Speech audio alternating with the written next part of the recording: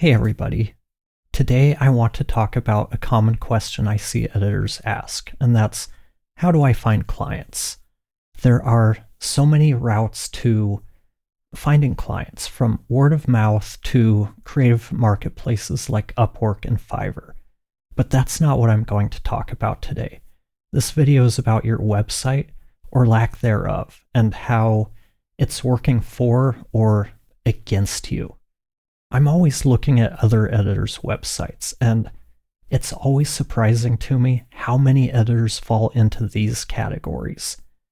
They either have no website, they use social media in place of their website, they have a low-effort website, maybe they have a one-page website with nothing but a contact form, or they have a site that looks dated, or worse, like it's a relic from 1998. Think of all the podcasts out there who might be looking for an editor, and they find your site. And I'm not even going to touch on all the reasons you might make it next to impossible for a prospect to find your site. That's a whole other topic. But when they do find your site, what message does it send to the prospects? Your competitors with great websites, they'll be at the top of the prospects list. Even if you get your clients from referrals, those referrals probably check out your site and talk to competitors. And if your site is lacking, that warm lead may be gone. You know the saying about first impressions? Your website says something about you. It represents your brand and how you are perceived. What does your website say about you? What message does it send? And it's more than the words on the website. It's the visuals, too. Negative first impressions can turn into doubts about your skill and quality of work. Here are some stats from SWIR. Not sure if that's how you say it, but either way, I've attempted to credit them. It takes about 50 milliseconds, that's 0.05 seconds, for users to form an opinion about your website that determines whether they like your site or not, whether they'll stay or leave. 38% of people will stop engaging with the website if the content or layout are unattractive. 39% of people will stop engaging with the website if images won't load or take too long to load. 47% of users expect a maximum of 2 seconds loading time for an average website. Slow-loading websites cost retailers $2.6 billion in lost sales every year. 75% of consumers admit to making judgments on a company's credibility based on the company's website design. It takes 2.6 seconds for a user's eyes to land on the area of a website that most influences their first impression. Users spend an average of 5.59 seconds looking at a website's written content. 70% of small business websites lack a call to action on their homepage. First impressions are 94% design related. Mobile traffic as a share of total global online traffic in 2017 was 52.64%. What all of this tells me is we have very little time to make a good first impression. So our design, our copy, it needs to be done well to make it easy for the lead to decide whether you're an editor they want to talk to or not. It also tells me that having a responsive site is critical. And if you're not familiar with responsive, it means that it's a website that displays well on computers, tablets, and phones. So let's imagine a physical store. It has a broken sign, peeling paint, and dusty windows. This signals to potential customers that the owner doesn't care about their business or the customer experience. A neglected website conveys a very similar lack of care and attention to detail.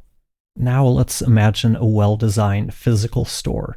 It has a clean, modern aesthetic. It boasts a beautiful window display, a clear layout, and friendly staff ready to help. This type of store immediately inspires confidence and invites customers to explore. A well-designed website offers the same experience, showcasing your professionalism, skills, and client-focused approach. Do you dream of a world where instead of chasing clients, they come to you? A great website is the first step to making that happen. Your website is like a 24/7 showroom. It highlights your best work, attracting clients from your ideal niche, and makes it easy for them to reach out, but only if you put effort into it. Social proof goes a long way. Testimonials can be more impactful than anything you write about yourself. Another way to build trust is to have pictures of you in an about page. As much as I hate having a picture of me up on the site, the truth is, having that, it helps build trust, especially today in the age of faceless agencies and AI. It really helps to put a face to the editor. But putting your face in About You section, it shouldn't be the first thing people see on your site. Remember those things I mentioned earlier? Leads will only spend about 5.5 seconds reading your copy, so you probably don't want to use that time telling them about you. Move it to the bottom of your home page, or better yet, have it on its own page, an About You page. And if you get the prospect interested, they'll find the page. This is where niching down starts to show its power. You can use your site and SEO to really target a specific audience. Have you ever Googled podcast editing services or podcast editing services in whatever country you live in, or some other generic search terms? How long will it take before somebody finds you? And don't worry, I checked this out for you, and the answer is days. It will take somebody days to find your website on the Google machine. No one will find you. They're going to end up finding an editor on Upwork or buying a course on how to do it all themselves. If someone does find your site, the more you can speak directly to them, the more likely they are to reach out because they know that you understand them and their needs. If you look at most editor sites, they talk about how they save the client time so they can focus on the show. Unless you're targeting new podcasters for launches, your leads already know that you'll save them time. That's why they're looking for an editor. You want to try to dig deeper and find ways to make yourself stand out amongst the competition. For instance, I work only with branded shows. This means I understand how the show reflects on their brand as a whole. I understand that branded shows just have different needs than Four Guys in a Basement. These shows are about building brand awareness, increasing leads, or just opening up networking opportunities. So there's a lot of strategy involved to meet these goals. With our background in audio and video production, along with marketing and brand strategy, we are able to help branded shows in ways that a typical editor can't. So we can address these needs on our site. How many discovery calls have you had with prospects that went nowhere or ended as soon as they heard your price? Or if you didn't talk about price on the call, they just ghost you when you send the proposal. This wastes not only your time, but it wastes their time.